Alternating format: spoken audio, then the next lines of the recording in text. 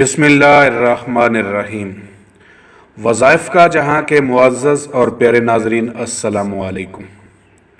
ناظرین، ہم امید کرتے ہیں کہ آپ خیریت سے ہوں گے اور میری دعا ہے کہ رب خالق کائنات آپ سب کو اپنے حفظ و امان میں رکھے۔ پیارے ناظرین، آج رمضان المبارک کا پہلا روزہ ہے اور پہلا عشرہ بھی ہے۔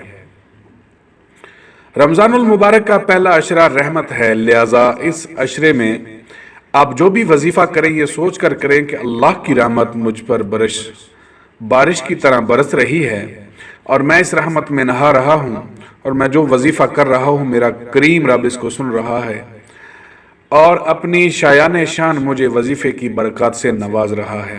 حضرت ابو ہریرہ رضی اللہ تعالیٰ عنہ نے آقا امام الانبیاء صلی اللہ علیہ وآلہ وسلم سے نقل کیا ہے کہ میری امت کو رمضان المبارک کے بارے میں 5 چیزیں مخصوص طور پر دی گئی ہیں جو پہلی امتوں کو نہیں ملی ہیں۔ نمبر 1 یہ کہ ان کے منہ کی بدبو اللہ کے نزدیک مشک سے زیادہ پسندیدہ ہے۔ نمبر 2 یہ کہ ان کے لیے دریا کی مچھلیاں تک دعا کرتی ہیں۔ نمبر 3 جنت ہر روز ان کے لیے آراستہ کی جاتی ہے۔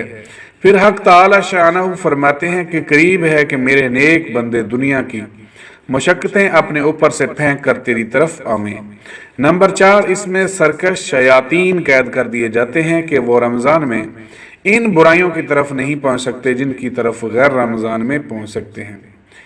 نمبر 5 رمضان کی آخری رات میں روزہ داروں کے لیے مغفرت کی جاتی ہے۔ صحابہ کرام رضوان اللہ علیہم اجمعین نے عرض کیا، یا رسول اللہ صلی اللہ علیہ وسلم، یہ شب مغفرت شب قدر ہے؟ فرمایا نہیں، بلکہ دستور یہ ہے کہ مزدور کو کام ختم ہونے کے وقت مزدوری دے دی جاتی ہے۔ تو پیارے ناظرین، ہماری زندگی میں کئی رمضان آئے اور چلے گئے۔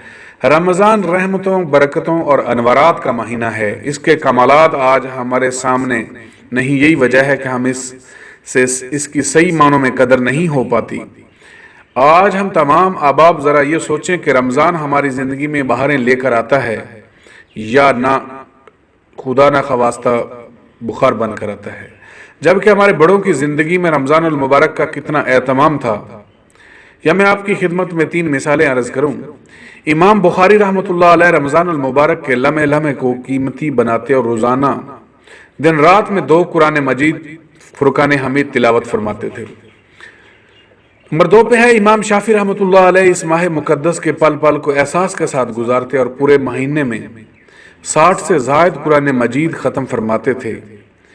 نمبر 3 پہ ہے امام ابو حنیفہ رحمۃ اللہ علیہ اس ماہ مقدس میں 62 قرآن مجید فرقان حمید تلاوت فرمانے کے بعد بھی آپ نے آپ کو قصوروار ٹھہراتے کہ اس برکتوں والے مہینے کا مجھ سے حق ادا نہ ہو سکا۔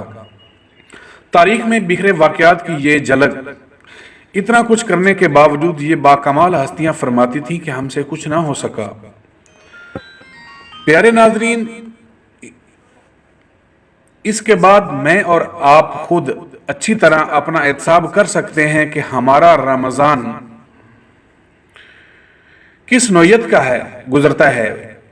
بعض اللہ والوں نے لکھا ہے کہ رمضان وہ بابرکت مہینہ ہے کہ اس کی برکات پورا سال رہتی ہیں۔